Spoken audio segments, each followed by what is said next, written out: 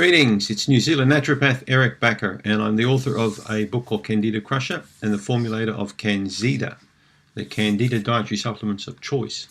Thanks for checking out my video today, and also I would like to thank you sincerely also for looking at my YouTube channel. We've got about 550 videos on this channel now, and I intend to make this the best channel on YouTube in terms of not only yeast infections but also digestive problems like irritable bowel syndrome, constipation, diarrhea, parasites, inflammatory bowel conditions, all those sorts of things. So the question today is oatmeal good on the Candida diet? Oatmeal is fine on the Candida diet. Now let me explain a few different things because you may be confused at this point. Many people who I speak to regarding oatmeal say, but Eric, it contains gluten, I shouldn't be eating it. Well, oat contains gluten, but only a very small amount of gluten compared to wheat. When you eat oatmeal, I like you to eat not the processed, the really fine oatmeal in those little sachets you can buy. You know, you tear them open and you pour them in a bowl and you put some milk or water on it, then you put it in the microwave. Don't eat that kind of junk, okay? That's like eating plastic cheese. You know the cheese with the plastic on it? Those square bits of cheese? It's a little bit like plastic. Plastic with plastic in between. So processed cheese is crap. Processed oatmeal is crap. Don't eat it. So the really powdery or fine oatmeal that's broken into small pieces, that's a processed food. Try and keep away from processed foods. It's like white flour is a highly processed food. But when you're going to get a stone ground, biodynamically grown wholemeal flour, that's a good quality flour, especially if it's grown really well. So don't get confused. I eat oats every morning, and I like oats preferably that are like in their raw state. You know, the small oats, in fact, you can actually sprout them. They're really nice sprouted up too.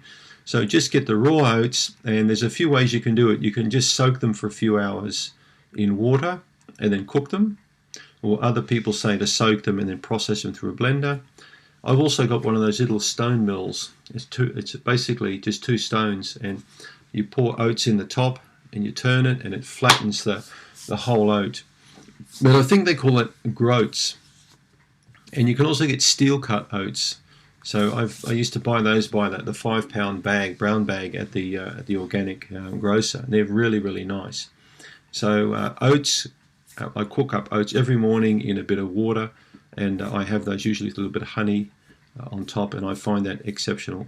Now, honey, of course, is not really good when you've got a yeast infection, so you need to avoid that. But there's no reason to avoid oats. If you're not eating oats now, try a small amount.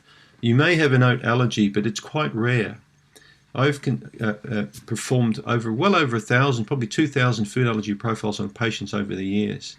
Probably in excess of 3,000. For a long time, I've been doing it now for about 25 years. I have rarely found oats to come up high in the allergenicity scale. Wheat and gluten is a different thing altogether. I do find that from time to time, but oats I rarely find on an IgE, IgG food allergy panel. And I've looked at many of these panels, so it's not really a common thing to find. So start slow with oats. Don't eat a whole lot of them if you're not used to them. You know, I probably eat a good 3/4 cup of oats per day. So if you're not used to oats and you want to incorporate them in your diet, start even just with a tablespoon in the morning and see how your digestion feels.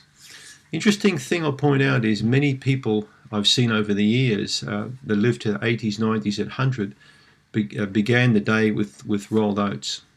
A lot of our elderly citizens have been eating oats for a long, long time. Oats also has been known to calm the nerves. It calms the nervous system. It has a fantastic effect on the bowel and digestive system. It contains different kinds of fibers that help to really feed up the beneficial bacteria. It's also, oats are known to bind to the bad cholesterol and pull those out of the body. So there are many reasons why oats are a fantastic food to eat, providing you get the whole oats. Okay, so don't get that fine powdery stuff in those sachets. I think Quakers might be a brand, so not a really good idea to buy that kind of stuff. So whole oats, unrefined, unprocessed, preferably organic or biodynamically grown, a very good adjunct to the diet. And even if you've got Candida, they're fine. But with bad Candida, start with small amounts of oats. Don't go crazy on them. And don't put raisins or dried fruits with your oats. Don't put cow's milk with it. Preferably use almond milk or cashew milk. You can even use oat milk. I've seen oat milk that's available. And if you do buy these milks commercially, make sure they've got no sugar in them. Or make up your own almond milk. It's quite easy to make. I've done a video on is almond okay on the Candida diet, so check out that video as well. So I hope that enlightens you a little bit as to oatmeal and Candida. Okay, just go easy on it. So please subscribe to my channel. Don't forget to do my quiz at yeastinfection.org. And as usual, thanks for tuning into my video.